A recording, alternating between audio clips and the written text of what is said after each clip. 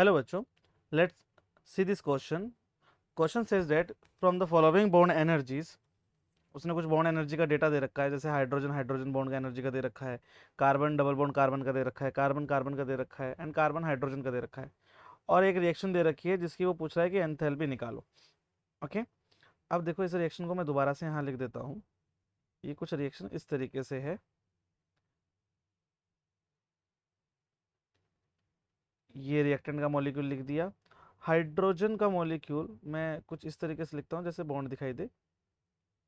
और जो प्रोडक्ट का मॉलिक्यूल बना है वो मॉलिक्यूल में मैं दोबारा से रीड्रॉ कर देता हूँ. ठीक है, लाइक दिस. नाउ अब वो पूछ रहा है कि बॉन्ड एनर्जी निकालो, और सॉरी एंथैल्पी ऑफ रिएक्शन निकालो. तो एंथैल्पी ऑफ रिएक्शन निकालने का जो फॉर्मूला था, जो हमने सीखा था, वो ये है कि enthalpy of reaction is equal to bond energies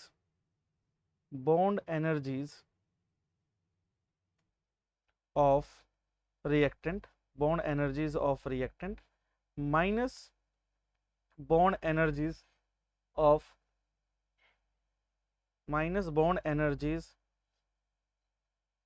of product. ठीक है, यानी कि रिएक्टेंट की बॉन्ड एनर्जी में से प्रोडक्ट की बॉन्ड एनर्जी को घटाना है. तो इसको शॉर्ट में हम delta H is equal to bond energy of reactant minus bond energy of product भी लिख सकते हैं. ठीक है, ऐसे करके हम लिख सकते हैं. नाउ हमें ये रिएक्टेंट की बॉन्ड एनर्जी पहचानने के लिए और प्रोडक्ट की बॉन्ड एनर्जी को पहचानने के लिए हमें आइडेंटिफाई करना पड़ेगा कि रिएक्टेंट साइड में, जैसे ये रिएक्टेंट साइड है, this is reactant side and this one is product side. हमें बस ये श्योर करना पड़ेगा कि रिएक्टेंट साइड में कौन कौन से बॉन्ड है, कितने टाइप्स के हैं और वो कितनी क्वांटिटी में है. जैसे कार्बन डबल बॉन्ड कार्बन, ये कितने हैं? ये है एक, सिर्फ एक बॉन्ड है. कार्बन और हाइड्रोजन के कितने बॉन्ड हैं? तो हम देख पा रहे हैं 4 हैं. और हाइड्रोजन हाइड्रोजन के कितने बॉन्ड हैं? वो एक है. तो ये है रिएक्टेंट साइड का डेटा. प्रोडक्ट साइड के डेटा में कार्बन कार्बन के बॉन्ड है सिर्फ एक, और कार्बन और हाइड्रोजन के बॉन्ड है कितने? 6. ठीक है, तो हम नेक्स्ट स्लाइड यूज करते हैं. बॉन्ड एनर्जीज निकालते हैं. बॉन्ड एनर्जीज ऑफ रिएक्टेंट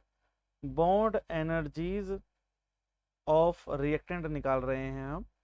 तो जब बॉन्ड एनर्जी निकालते हैं रिएक्टेंट की, तो कार्बन कार्बन डबल बॉन्ड की जो बॉन्ड एनर्जी दे रखी है, जैसे कि उन्होंने दे रखी है 606.10 किलो जूल पर मोल. और बॉन्ड, वो कार्बन कार्बन के डबल बॉन्ड है भी हमारे पास एक. क्वांटिटी भी मैं मेंशन कर देता हूँ, क्वांटिटी भी हमारे पास 1 है.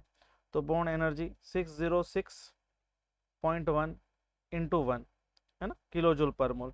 दूसरा बॉन्ड कौन सा है? दूसरा बॉन्ड है कार्बन और हाइड्रोजन का, जो कि हमारे पास क्वांटिटी 4 थी.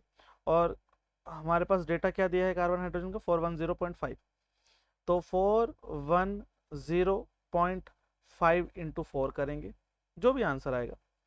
तीसरा बॉन्ड था हमारे पास हाइड्रोजन हाइड्रोजन का, क्वांटिटी हमारे पास एक थी. तो हाइड्रोजन हाइड्रोजन का जो बॉन्ड है उसकी एनर्जी 431.37, जो सबसे ऊपर लिखी हुई थी. तो 431.7 इंटू 1, इन सब को टोटल कर, मतलब मल्टीप्लाई करने के बाद फिर टोटल करेंगे, है ना.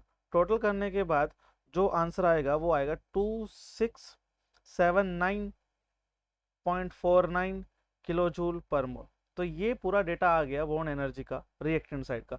तो सिमिलरली हम बॉन्ड एनर्जी का डेटा निकालेंगे. किसका? प्रोडक्ट साइड का. प्रोडक्ट साइड में दो ही तरह के बॉन्ड थे. एक था कार्बन और हाइड्रोजन का बॉन्ड, जो कि क्वांटिटी में 6 थे.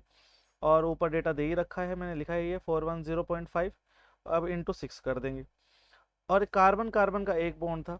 तो कार्बन कार्बन का बॉन्ड का एनर्जी क्या था? 336.49, और वो इंटू 1 ही रहेगा.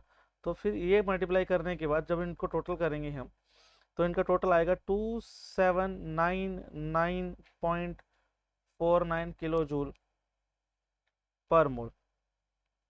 तो एंथैल्पी ऑफ रिएक्शन का जैसे फॉर्मूला हमने लिख लिया था, that is bond energy of reactant minus bond energy of product. तो बॉन्ड एनर्जी रिएक्टेंट की कितनी आई, 2679.49 माइनस 2799.49। तो इसको कैलकुलेट करने के बाद हमारे पास आंसर आ जाएगा -120 किलो जूल पर मोल। तो ये चेक कर लेते हैं हम कौन सा ऑप्शन है। तो ऑप्शन ए नहीं है, ऑप्शन बी नहीं है, ऑप्शन सी नहीं है, and this is option D, यानी कि ऑप्शन 4। तो hence option 4 is the correct answer, is the correct answer. Okay, hope you understood well. Good luck.